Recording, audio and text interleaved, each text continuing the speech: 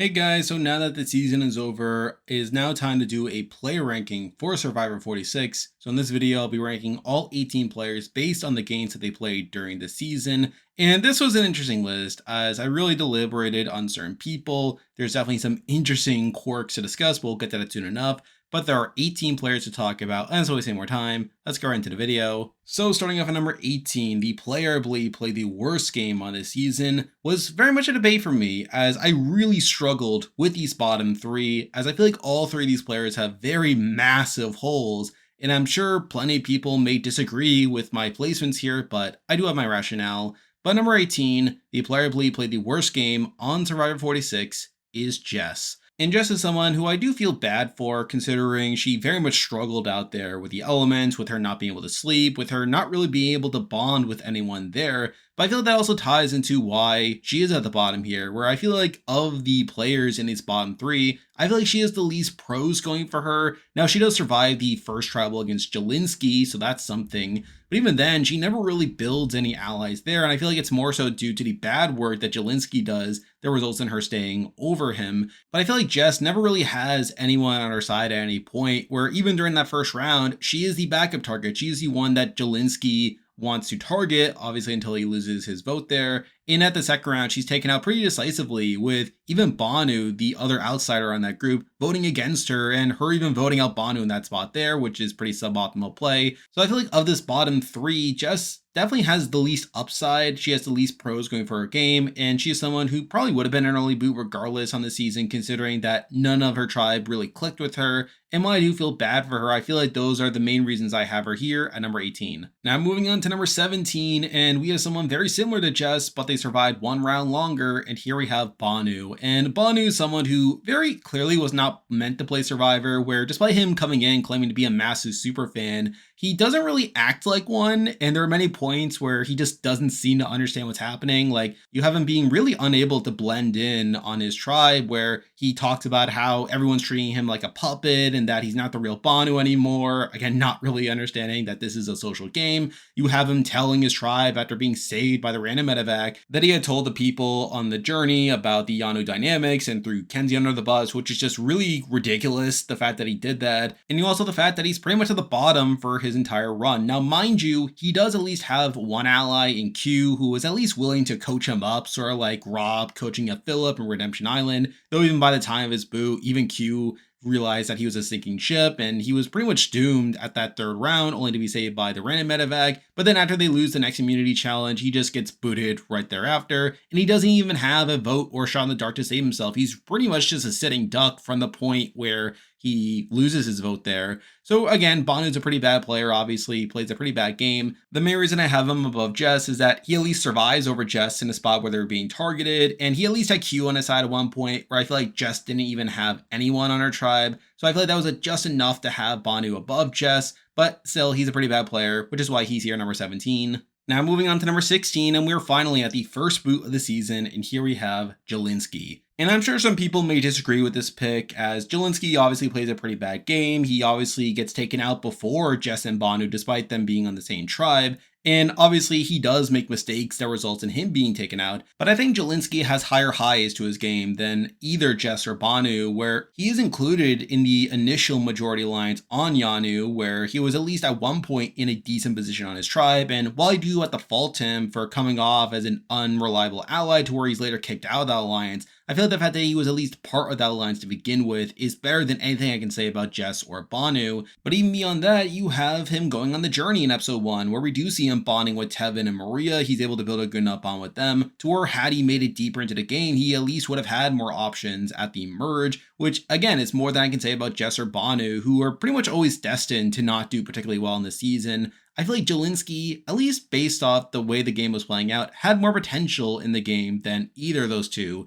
And while he does more to blow up his spot in that first episode, resulting in him being taken out, the fact that he was at least in a decent position to begin with, and the fact that he at least had some potential moving forward had he made it deeper into the game, is more than I can say for either Jess or Banu, who are pretty much always going to be at the bottom. So I feel like those things were just enough to have Jelinsky above those other two, even though he is still technically the first boot, which is why he's here at number 16. Now moving on to number 15, and we're actually jumping forward quite a bit in the boot order actually, to someone who made it all the way to the jury phase, but I feel like this person still played a pretty mediocre game, and that person is Soda. And it was actually pretty close between Soda and the next person we'll be talking about, but I think the main thing that leaves Soda lower here is that while she makes it further than the next person we'll be talking about, I also think she would have been voted out in the pre-merge had she gone the tribal, where she's on Nami, who ends up going all the way to the merge without ever voting anyone out. Mind you, they lose Rand along the way, but she's someone who would have been in a lot of danger had they gone to tribal in the pre-merge. Now, initially, she actually is in a pretty good spot on the original Nami tribe, where she is close to Hunter and Tevin. And we also see her initially try to play the middle by working with Venus and building a bond with her, only for Venus to push her out, which is a knock against her. But I feel like Soda plays pretty poorly from that point on, where at the point where she recognizes that Venus wants nothing to do with her, we see Soda really isolate Venus and just stop talking to her, which only makes that relationship even worse. But I think the other bigger knock is that by her even trying to build this bond with Venus to begin with, it also harms her relationship with Hunter and Tevin, who start to see her as someone that's playing both sides. And even at the point where Soda is distancing herself from Venus, Hunter and Tevin want nothing to do with her and want to target her at that first tribal. And with her also having a pretty bad relationship with Liz, it really made it so that had they ever gone the tribal in the pre-merge, she would have been in a lot of danger there. And she's never really able to get off the bottom there. We didn't get the Mergatory, where she's largely saved by Siga being a bigger threat at that point to where they had to weaken them. But then we get to the split tribal, where she's taken out by Tevin. Despite her still wanting to work with Tevin at that point,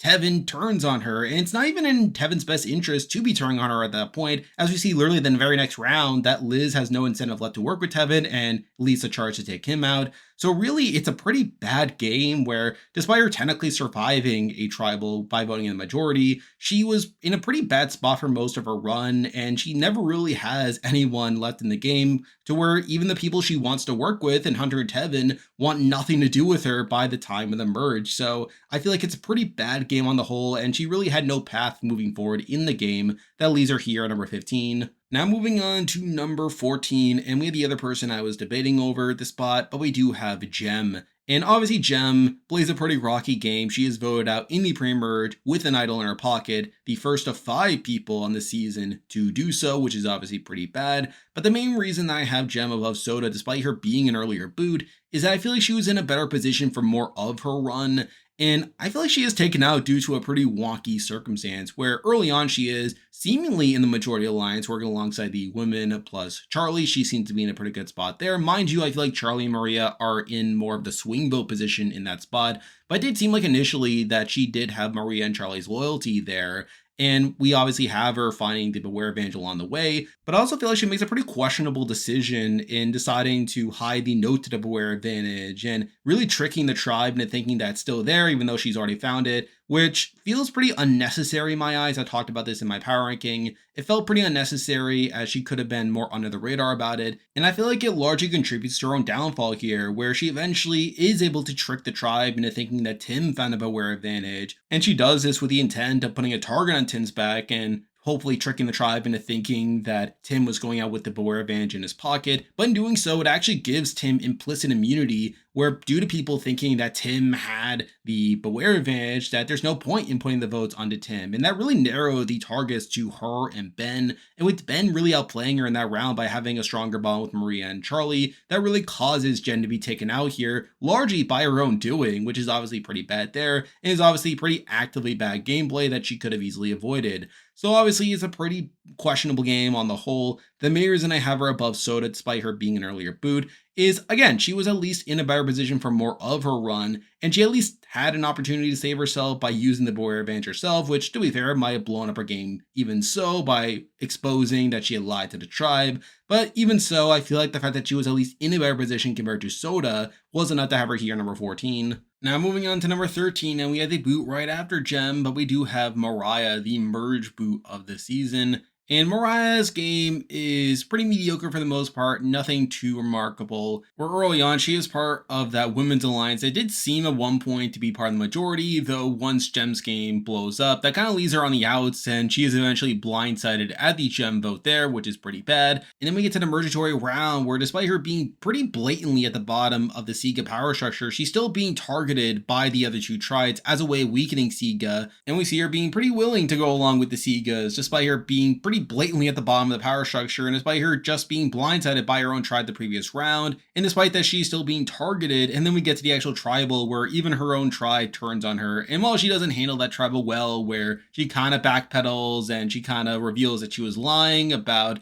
the Segas being unified, I still feel like it's a pretty mediocre round, and she's just kind of taken out as his consensus merge boot. So for the most part, it's a pretty bad game. The main reason I have her above Jem, though, is that I feel like she did less wrong to be at the bottom of the Sega power structure to begin with, to where at one point it did seem like the Women's Alliance could have had the majority there, to where Charlie could have sided with them, but due to Jem's actions as opposed to Mariah's, it really causes her to be at the bottom there. And then even at the mergatory round, it's obviously the other tribes seeing Sega as his big threat that causes her to become a target to begin with. And while I don't think she plays well within that, I feel like those things were just enough to where I feel like there isn't as much fault to give with her eventual downfall compared to Jem, who I feel brought it almost entirely upon herself. So I feel like those things were just enough to have Mariah above her at number 13. Now moving on to number 12, and we are finally at the earliest boot left in the game, but we do have Randon. And again, you can debate whether Randon's too high here, considering he is taken out in the third round due to an injury that he sustained.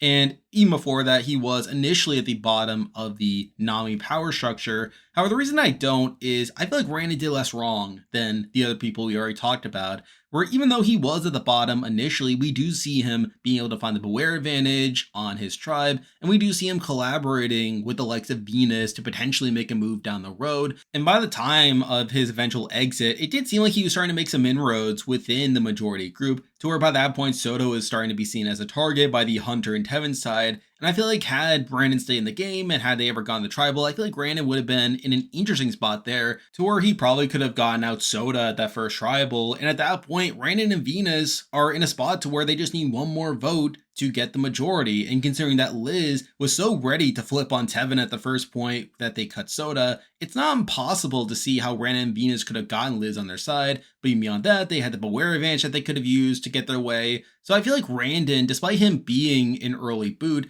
had some potential within the game by the time he eventually got out, to where had he stayed in the game, I felt like he could have made some splashes along the way. And on top of that, I feel like he's a better player than what I gave him credit for, right? I feel like I was so low on him in the preseason, but I feel like by the end of it, he did all right, all things considered. Can't complain there. So I feel like mixing in the potential that Randon had moving forward in the game, and the fact that the people below him on the list made bigger mistakes that led to their downfalls, I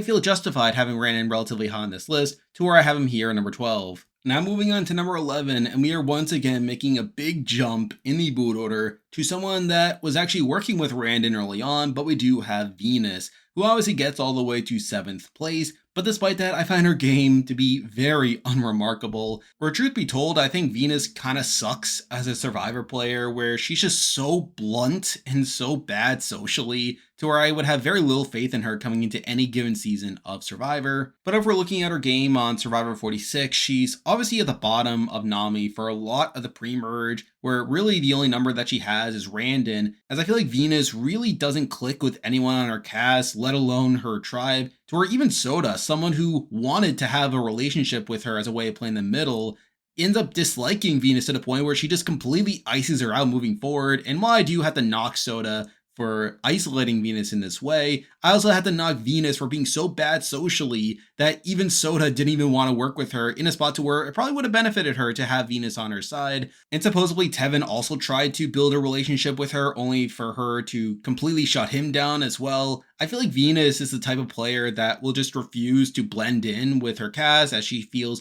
very resolute in her values and she's unwilling to really waver. And I feel like that really damages her potential in the game moving forward. Now, I think a pro to give her is that she probably doesn't go home if they ever go to tribal in the pre-merge, as it did seem like Soto is more likely to be targeted there. And as I said with Brandon, there was possibly a shot that they could have been the majority moving forward had they been able to pull in Liz. Though, to be fair, I feel like with Venus's relationship with Liz, there's a chance that Liz still sides with Hunter and Tevin moving forward, which is also not against Venus's game moving forward. But again, they never go to tribal in the pre-merge, so that's something. Out of the merge, we do see her being targeted at those first couple of rounds, where during the Mariah round, she is the backup target by Siga, only for Mariah to go home instead. During the split tribal, she's also in a decent amount of danger, but then Tevin decides to pull the trigger and taking out Soda, and then we later see Venus claiming that she's the one that executed the Soda move, which is not particularly great, but then she's once again being targeted the following round by her own tribe, only for her to be part of the eventual Tevin plan, and then the following round she's once again the majority to take out Hunter at the final 9.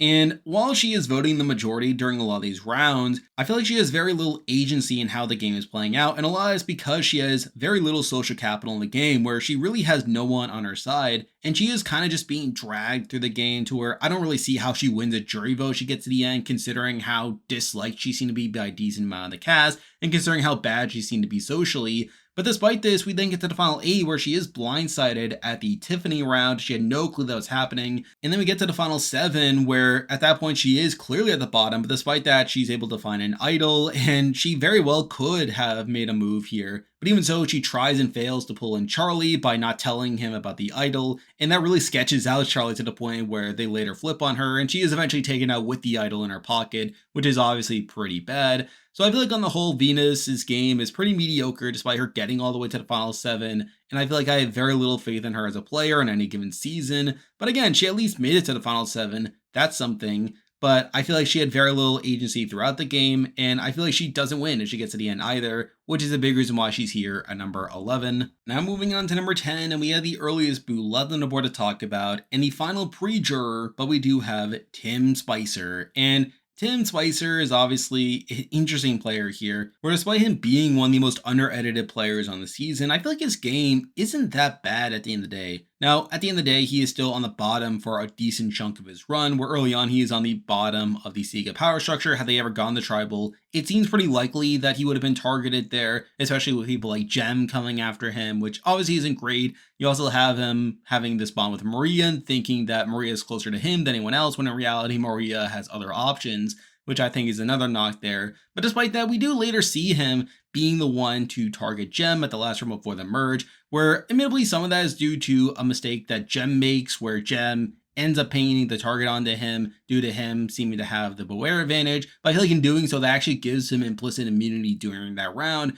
which gives him leverage to eventually shift the vote onto Jem. And the fact that he's able to pull in Maria and Charlie to vote his way, despite him not being in the majority for a lot of the pre-merge, is a pro I can give him. I feel like that's something I can at least give Tim Spicer here. And along the way, we also see him being included in the +1 alliance that formed in the last round before the merge. And while a lot of that is due to him like being part of the jury during that round, I also think it's due to this perception that he's seen as the biggest physical threat on the Sega group, which I think is pretty good. But though obviously we do see him pulling Maria into that group, which obviously isn't ideal, but we do see that alliance at least stick together at least for a round after the merge, where at that point he is obviously forced to cut Mariah. That's not particularly great. And then we get to the split tribal, where he is kind of forced into an awkward position where he has to cut Ben, someone he was close to for a lot of the season, or turn against his alliance. And we do see him turning against his alliance, trying to target Hunter, though obviously that causes Q to go after him for whatever reason, which is kind of weird, but it does kind of lead to him being taken out. And I do have to fault him somewhat for that round,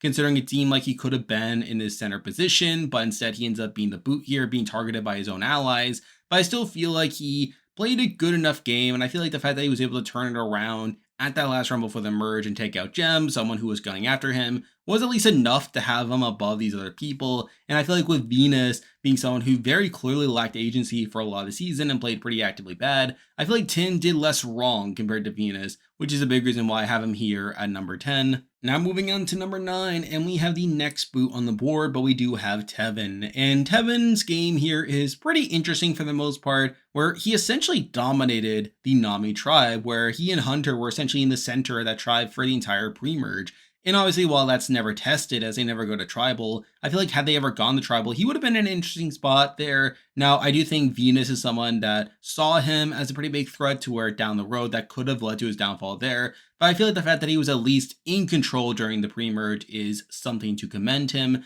But then we get to the merge where obviously he's there for the Mariah vote. That's something. But then we get to the split tribal where he finally pulls the trigger against Soda, which was his plan had they actually gone the tribal in the pre-merge. And I think this was a big mistake on Tevin's end. I feel like he definitely should not have cut Soda this early for several reasons. One is that Soda was still pretty loyal to him by that point, where Soda actually wanted to work with Tevin and Hunter by that point, and a lot of the reason why Tevin wanted to target Soda is due to this conception that Soda was trying to play the middle by trying to bond with Venus during the pre-merge, and even at the point where Soda was distancing herself from Venus after that relationship fell through, the fact that Tevin never comes back around to trusting Soda again after that point, despite her making it pretty clear that she wanted to work with him, is a mystery on his end. I feel like that's pretty bad. I also think by cutting Soda this early, it gives Liz no incentive left to work with Hunter and Tevin, where a big reason why Liz was working with Tevin and Hunter for a lot of the pre-merge is because Liz hated Soda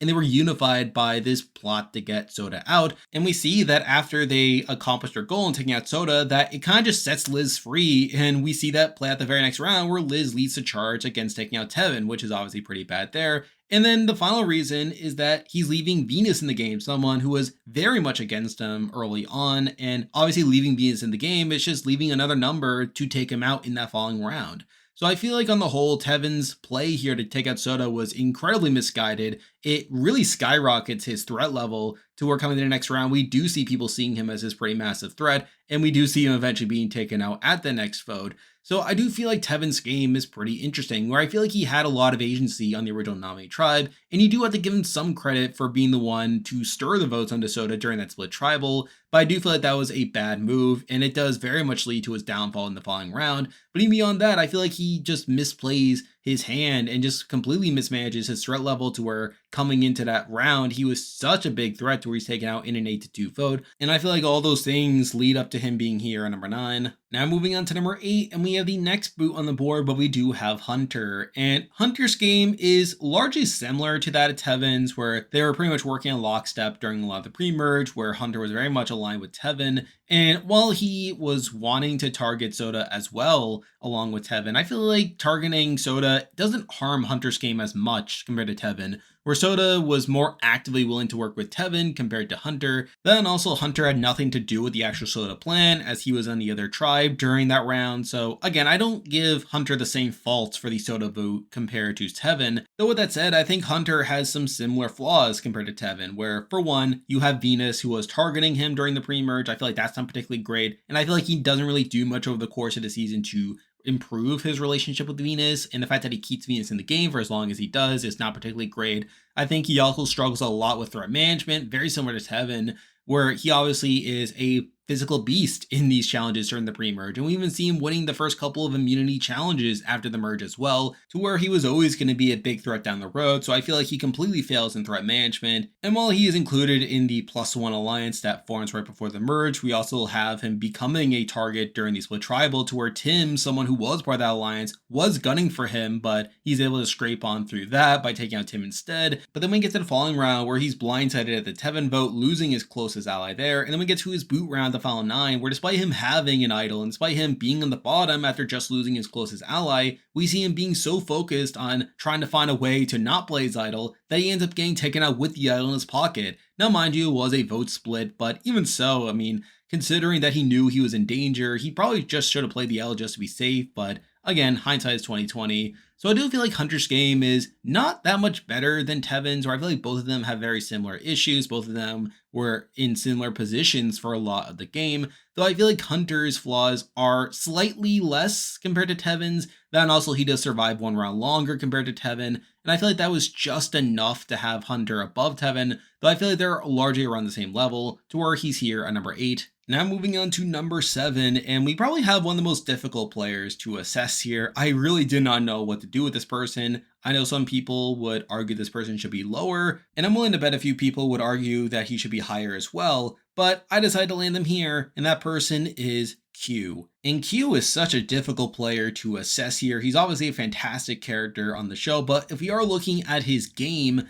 I think it's very mixed, where even though he ends up blowing up his entire game by the end of it, I feel like there's still some merit you can give it as well. Now, early on, he does seem to be in a pretty good spot on the original Yanu tribe. He's part of that majority alliance, though at the same time, he has his relationship with Banu, and we do see him trying to coach up Banu early on, though by the third round, he is kind of forced to cut him, and there's really not much he can do there. But even beyond that, you also have him trying to target Kenzie early on, but is largely unsuccessful in getting that through, which I also think is not fair. And then we eventually get to the final three of Yanu, where it's him, Tiffany, and Kenzie. And despite him thinking that he has a closer bond to Tiffany to where he probably would be safe there, I think Tiffany probably sides with Kenzie and takes him out if they ever go back to tribal. And I feel like along the way, he doesn't really do things to help himself, like him wanting to quit after the second immunity challenge where he feels like he blew it for his tribe. But he's still able to get down to the final three of his tribe. He's still able to survive several tribals there and is able to remain in the majority for most of the pre-merge. So that's something at least.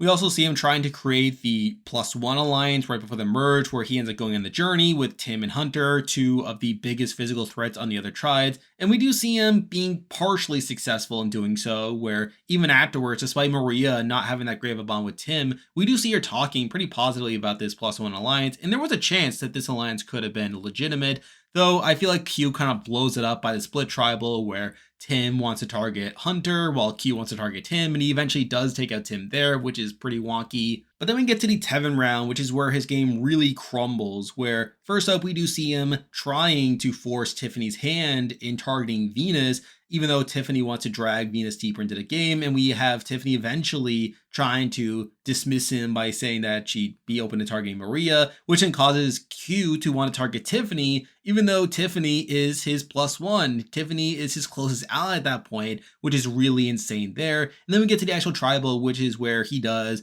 want to quit the game, and it does seem like he's genuine about this. He did genuinely want to quit the game due to his own ego of him feeling like he made this mistake and that he wants to fall on his sword, and that by him quitting the game that it would basically help out the others, when in reality it probably wouldn't. It probably screw over some of them. And we see him in the single round not only ruin his relationship with Tiffany, but also ruin his relationship with pretty much everyone left in the game, to where afterwards no one wants anything to do with him, and he pretty much loses any win equity he might have had, to where I can't imagine him winning a jury vote if he gets to the end, considering he tried to quit the game. So I feel like that's pretty bad. But after this, we get to the Hunter round where he's completely on the outs there, and he's even the secondary target of the vote split, to where had Hunter played his idol, he would have gone home there. That's pretty bad. We then get to the final 8, where he's once again the secondary target there, and had Tiffany played her idol, he goes home there as well. Not to mention, this is the round where the Applebee's reward happens, and he unnecessarily antagonizes Liz here, where at the point where Kenzie and Maria want to give up their rewards, he just refuses to, just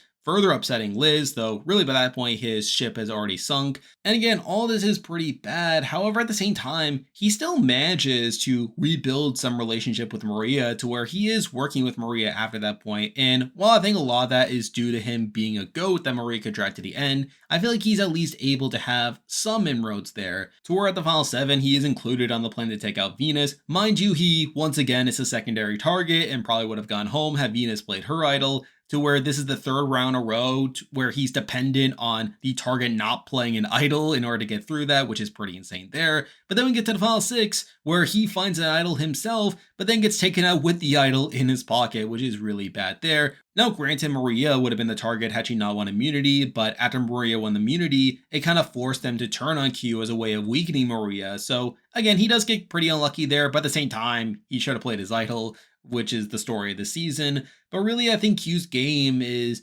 one where he was playing all right for the first half of it, and I think there are some pros you can give him, like him building the Journey 6 alliance. And while that crumbles, I feel like the fact that he was able to build that to begin with is at least something. Then also he is able to survive a couple of rounds after he completely blows up his game. And while I think a lot of that is due to him being this GOAT and someone who could be spared over these bigger threats to be taken out along the way, I think there's still at least some merit you can give to Q's game. Now, at the end of the day, there are still some massive holes in there, like him not getting his way during points in the pre-merge, like not getting out Kenzie when he wanted to. Obviously, you have him blowing up his game to begin with him wanting to quit. You have him being the secondary target during rounds where the primary target had an idol. And then you have him just having no win equity by the end of it, to where I can't imagine him winning a jury vote, even though he said in his exit interview that he probably could have just sold it to anyone. But really, I don't think he wins anyway. But I feel like the pros to his game are big enough to where I do have him here at number 7. Now moving on to number 6, and we have someone who's actually pretty close to Q, all things considered, but I feel like this person had a clear path to a win had they gotten to the end compared to Q, and that person is Tiffany, who was obviously booted a couple rounds earlier than Q, but I feel like her game as a whole is a bit stronger than Q's. Now early on, she seems to be in the center of the Yanu tribe, where she's by far the safest person there, has the strongest bonds with the likes of Kenzie and Q, which obviously leaves her pretty safe in the game. Though I will also say that despite her strong position, she doesn't really get her way at all points, where during that first round she wanted to target Jess and kind of has her hands tied after Jelinsky blows up his game, so I feel like that's not ideal. Though beyond that, things largely go pretty smoothly, taking out Jess, taking out Banu, and it made it so that coming to that final 3, she would have been the swing vote had they ever gone the tribal again, where it does seem like she would have voted out Q had they gone back to another tribal, which I will say is a pro for Tiffany against Q in the sense that she was safer in the game at that final 3 on that tribe, though obviously they never go back to tribal after that. She's obviously included in the +1 alliance that Q built right before the merge, which is obviously pretty good, though we see that alliance crumble pretty quickly after the merge, where they end up taking out Tim Spicer at their next tribal, and even then, losing Tim is not ideal for Tiffany's game, as she wanted to target Ben during that round, though from the final 10 on, she starts to become a pretty big threat in the game, and she's never really able to get around that, where during the final 10 you have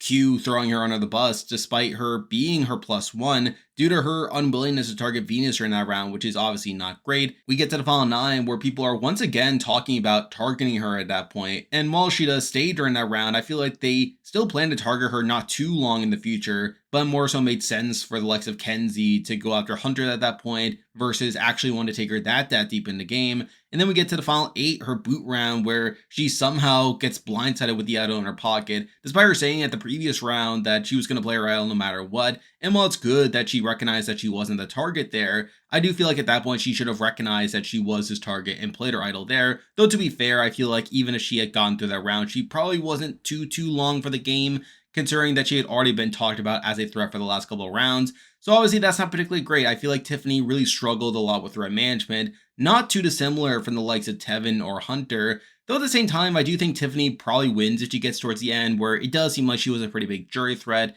to where had she gotten to the end against pretty much anyone by the time of the final 8, she probably wins that jury vote. So I do think Tiffany had a lot of win equity on the season, definitely more than what Q had. But I think with her struggling with threat management and with her not necessarily getting her way at all points, I can't really have her too much higher than here, even though I feel like her game as a whole was pretty good, which is why she's here at number 6. Now moving on to number 5, and we are now down to the final 5, and it's just a matter of ordering them. But number 5, and I did debate these next 2, as I feel like these 2 are pretty close in my estimation. But number 5, I did decide to go with Liz, the final juror of the season. And it's kind of funny hearing people talk about Liz online, talking about how she's this massive dodo and someone who didn't really play the game for a lot of it, and that she had all these allergies that caused her to just kind of sit at camp all day. And while I think the edit did her no favors on the show, I don't think her game itself is that bad, and actually I think there's some serious merit to it. Now, early on, she's part of the majority on the nominee group, where she did seem closely aligned with the Tevin and Hunter side,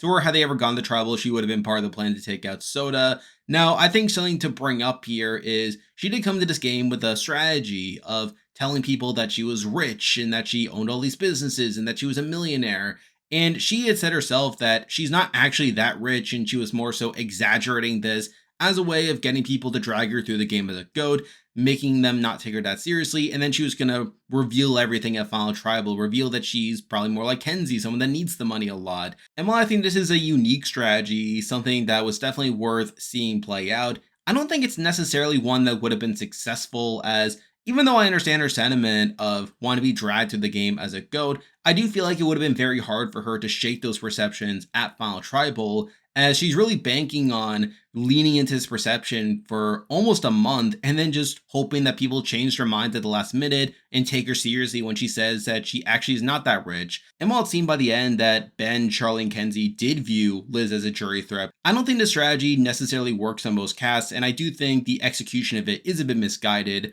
But still, she is part of the majority for a lot of the game, where, again, they never go to tribal in the pre-merge, but then at the merge, she's part of the majority, taking out Mariah at the merge vote, taking out Soda at the split tribal. Though after this, we see her flip, where she does turn on Tevin and Hunter, and while I do question whether she was actually the one behind the Tevin vote, she is the one who, at least on the show, comes off as the figurehead behind it, and I'm still a bit uncertain over whether it was the correct move for Liz to make at that point, where even though I understand that Tevin and Hunter were these big threats that had to be taken out at some point, I do think she made the move a bit too early, and while she was banking on being a bit more flexible in the game and trying to align with other people, I do think she should have tried to keep at least one of them in the game for longer than what ended up happening here. And we see that where Tevin and Hunter do go out back to back, and then after this, she does end up working alongside Ben, Charlie, and Kenzie for a lot of this endgame, taking out Tiffany at the final 8. We get to the final 7, where she wants to target Q for a lot of it, but is convinced by Charlie to keep Q around to ensure that both Q and Maria will be there as a shield to keep their Alliance of 4 unified coming to the final 6,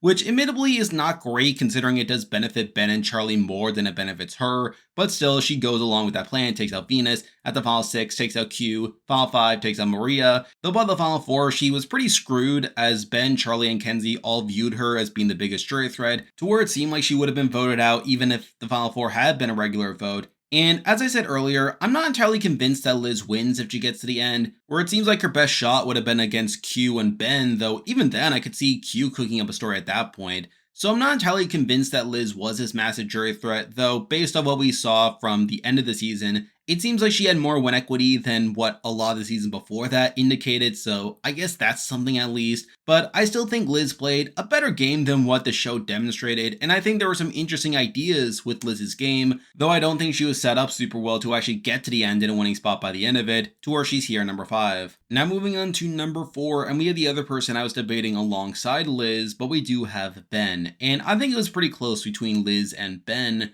where I think Ben arguably has some lower lows compared to Liz, where he starts off the game pretty rocky, where on the original Sega, he seems pretty aligned with Tim, they seem to be a pair, and he did have a bond with Charlie, though Charlie and Maria were more so siding with the Mariah and Jem side, and I feel like had they gone the tribal earlier in the game, they probably would have been on the outs there, though it does seem like Tim would have been voted out over him, so that's something at least. We then get to the Gem round, where people believe that Tim has the Beware advantage, which is both good and bad for Ben, where on one hand, it does make him the target over Tim by the Mariah and Gem side, but on the other hand, it does cause Charlie and Maria to flip to their side, to where beforehand it did seem like they would have sided with the Mariah and Gem side, so it is both a good and a bad thing. And I would actually prop him up in the sense that his bond with Charlie was strong enough to make Charlie want to flip from their original alliance, so I do have to give Ben some credit for that. But then we get to the early merge, where his game does go slightly downhill again, where during the mergatory round, the Segas are being targeted, and he is forced to cut Mariah, which admittedly is not that big of a loss for Ben, considering they were on opposing sides and Mariah was at the bottom of Sega. We get to the split tribal, which is also a bit of a mixed bag, where on one hand, he does lose Tin Spicer, his closest ally. He's not included on that eventual vote, though at the same time, it is impressive that he is not even targeted at this tribal, where considering that his group is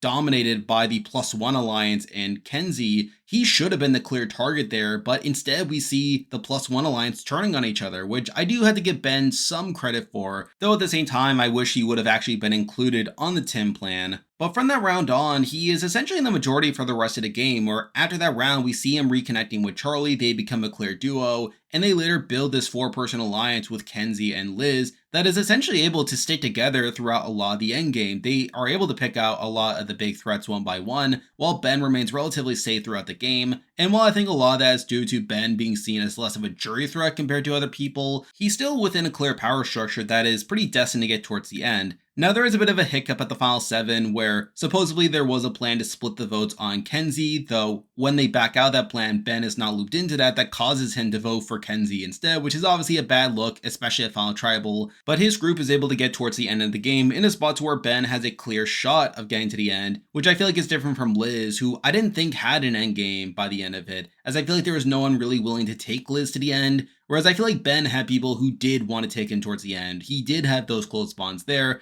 The problem though is that Ben had pretty much zero win equity, to where it didn't seem like the jury respected him. Even at Final Tribal, like, they didn't really ask him many questions. They didn't take a lot of his comments seriously. And again, I think Ben was pretty much a GOAT by the end of it. But at the same time, I think he was in a more solid power structure in the end game compared to Liz. I feel like he had a more secure path to getting towards the end compared to Liz. And while there were points earlier in the game where he was in the minority, I do have to give him some credit for using his bonds to keep him safe, where during the gem round, he should have been the target at that point, but his bond with Charlie causes him to flip. At the Tim round, he should have been taken out due to him being the only person not within the +1 alliance. But instead, the +1 alliance turns on each other there. So I still think the fact that he got through those rounds pretty unscathed is pretty impressive, and I think with him having a more clear path to the end, I think those things edge him out on this player ranking compared to Liz. So while I think they're pretty close, I think those pros are what lead Ben here at number 4. Now moving on to number 3, and for a while I was expecting this person to be at number 2, though after seeing how the finale played out, I couldn't really justify it, but we actually have the winner of the season, and here we have Kenzie. And I was right. Kenzie ended up winning the season here by the end of it. I feel like the edit made that very apparent. But despite this, I find her actual game here very underwhelming, where I feel like she doesn't really have much agency throughout a lot of the game. And even by the end, she barely wins, which is a massive knock to her game here. Now, early on, she is part of the Yanu tribe. She is voting in the majority for a lot of those rounds. Though despite this, she was still being targeted by people on her tribe, where people like Jess and Banu found her untrustworthy. You also had Q, who very much wanted to target her at a point. And I think a lot of the reason why she wasn't in more danger in the pre-merge is due to her bond with Tiffany, where Tiffany ended up doing a lot of damage control for Kenzie. And while that's good that she had that relationship with Tiffany, to where Tiffany wanted to ensure that she was safe, I also have to knock Kenzie for not treating Jess and Banu well, to where they wanted to target her and they saw her as his big threat. And I can't really give Kenzie the credit for getting the target off her back, considering it was more so Tiffany's work. And while she seemed to have the closer bond with Tiffany, to where had they gone to tribal at that final 3, that Tiffany would have decided to keep Kenzie at that point over Q,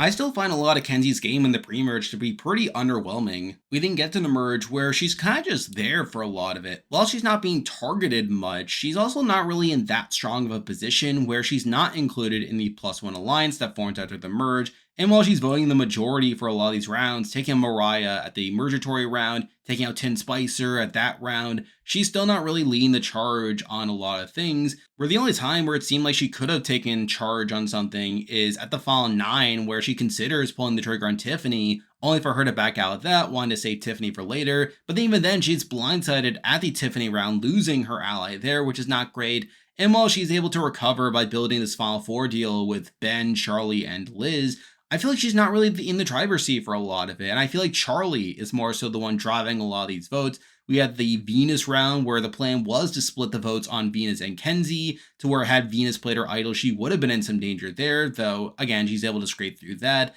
Final 6 and Final 5, she's once again the majority there, but not really driving the action there. And then we get to the end game, where she has to go in the fire after Ben wins final immunity, and then even at the final 3, she barely wins, where I feel like a big reason she ends up winning is, 1, the fact that she was in the fire making challenge to begin with, but also this conception that she needed the money more than Charlie and Ben, as that's pretty much why Maria flips her vote to vote for Kenzie, despite her being closer for Charlie for pretty much the entire game. And that vote single-handedly gives her the win, as we learned afterwards that Ben would have voted for Charlie had it been a tie. So really, Kenzie barely wins at the end, to where had Charlie gotten Maria's vote, or had he gotten any one of the other votes, Charlie wins the game, which is really bad in terms of Kenzie's win here. So it's kind of a conflicting game, where on one hand, Kenzie's not really being targeted much after the merge, where despite there being some wonkiness in the pre-merge, she does technically remain safe there, and then after the merge, she's mostly safe in the game. But at the same time, she doesn't really do much within the game. She doesn't lead a vote at any point. She even admits that in her final tribal speech. So I feel like there isn't really that much to praise with Kenzie, and even like the pro of her social game, which the show made it seem like that was going to explain her win. Even that doesn't really explain her win, as she still only wins in a 5-3 vote, as people like Hunter, Liz, and Soda all seem to be more game focused in their actual jury votes compared to the end of it, and even her bond with Ben would not have been strong enough to have Ben vote for her had it been a tie. It very much feels like Kenzie pulled this one out at the last moment due to her happening to be the one in fire making, which stemmed from her not having as good of a bond with Ben to begin with, but also her just needing the money more compared to Charlie, someone who was in law school by that point, and someone like Ben who people just didn't take that seriously. So at the end of the day, I find Kenzie's game here to be pretty underwhelming. Now, in terms of where she fits on the winner ranking, I think she's probably around like the Gabler and Marianne level. I feel like she's debatably the worst winner of the new era. And while I think there are plenty of winners worse than her, I do find her game here mostly underwhelming. But she still won, I do have to factor that in, and she still managed to be in the majority for most of the game, even if she wasn't driving a lot of the votes, which is why she's here number 3. Now moving on to number 2, and it should be pretty obvious who the top 2 are, and it's just a matter of ordering them. Though even then, I feel like there's a pretty clear ordering here. By number 2, we do have Maria, the penultimate juror of the season.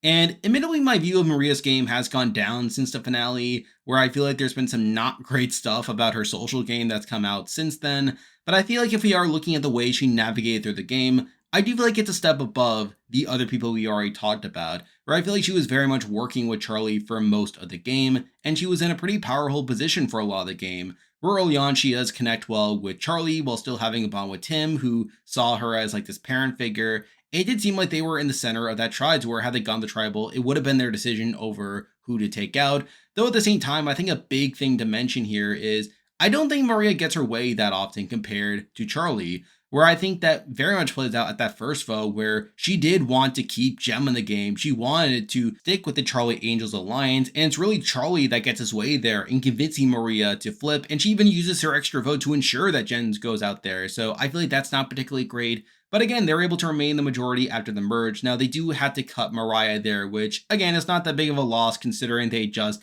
blindside Mariah the last round. We get to the split tribal where she works alongside Tevin to blindside Soda, which is all pretty good. She then flips the following round to take out Tevin, which admittedly is not that great either, considering Tevin did seem to have this good bond with Maria. And I feel like Tevin would have been a good shield for them moving forward, but I feel like that's just another instance of Charlie getting his way over Maria here. But we get to the following round where her and Charlie do flip on Hunter, splitting the vote there. We then get to the final 8 where she is technically the one to lead the charge in blindsiding Tiffany, though this move also causes her to become a massive target within the game, and Charlie even allowed Maria to take the lead in targeting Tiffany, specifically to make Maria a much bigger threat than what she was before. So I think even that is a case of Charlie outplaying Maria here. We get to the final 7, where a big reason she isn't taken out there is because Charlie wanted to keep both Q and Maria in the game as a way of using them as a shield for the following round. They take out Venus there. At the final 6, she would have been voted out had she not won immunity, but even then, loses Q, is blindsided there. And then we get to the final 5, where she is blatantly taken out after she fails to win immunity, which in turn was facilitated by Liz helping Kenzie at the final 5 immunity challenge.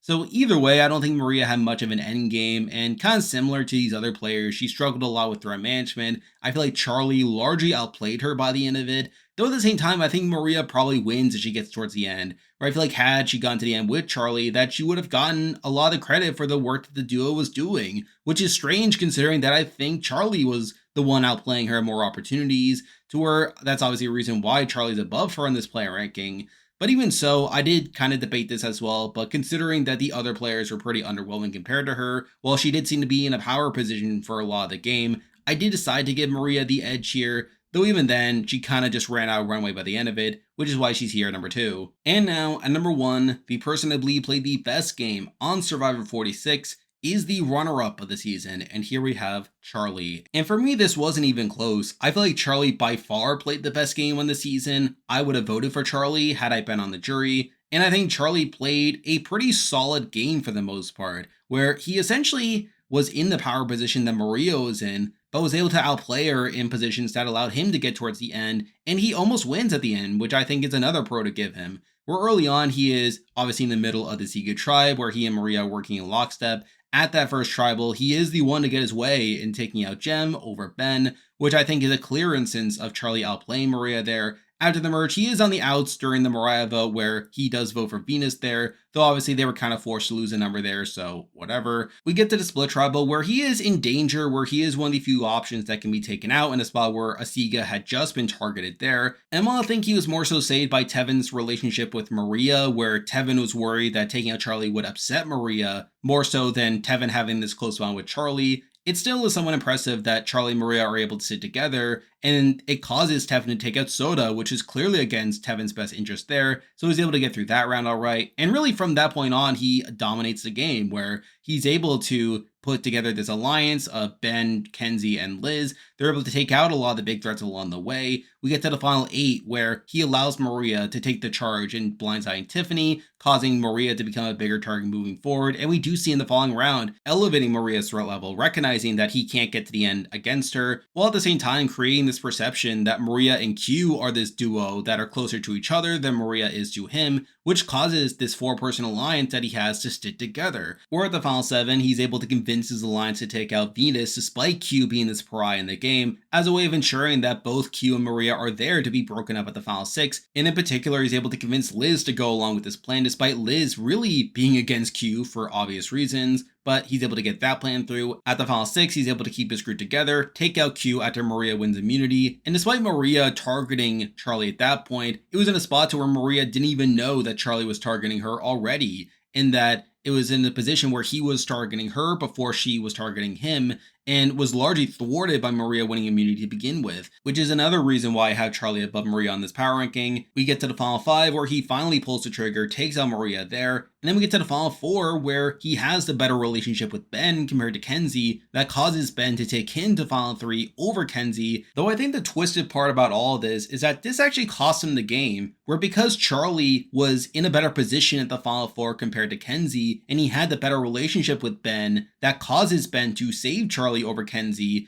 that causes Maria to change her vote, where she sees Kenzie doing the fire making challenge instead of Charlie. She sees the fire in Kenzie's eyes, and that causes Maria, his closest ally the entire game, to flip her vote to Kenzie, even though Maria had told Charlie before being voted out that if Charlie had gone to the end, that he would get her vote. And it was in a spot to where it was a 5-3 vote, where had Charlie gotten Maria's vote, it would have gone to a tie, where Ben has said afterwards that he would have voted for Charlie in a tiebreaker. So it's really insane here that by Charlie outplaying Kenzie and getting to a final 4 where he was more likely to get the final 3, where he had the better relationship with Ben compared to Kenzie to where Ben would want to save him, that it actually cost Charlie the game here by causing his closest ally for pretty much the entire season to flip against him at the final tribal here to vote for Kenzie, someone that Maria didn't really work with for a lot of the game. So I do find that to be very unlucky on Charlie's end here, and I can't really fault Charlie for losing the game in the way that he does, considering how close he was to actually winning. But I still think Charlie played a pretty dominant game here, to where if I do a runner-up ranking down the road, I would expect Charlie to be relatively high on that list, and I think compared to everyone else, I think Charlie played by far the best game on this season, to where he's here at number 1. And there we go, that'll do it for this week's video. If you like this content, be sure to like and subscribe, really helps with the channel. Now, I will be doing a review of the season to wrap up my coverage there, so you can look forward to that. After that, I plan to do more general videos as we get into the off season, as we get to Big Brother down the road, so stay tuned for that. I'm on Patreon and have a YouTube membership, so if you want to consider supporting the channel, feel free to click the link in the description, and you can also join the Discord server by also clicking the link in the description. There's a lot of stuff coming your way, but for now, that is the video. See ya.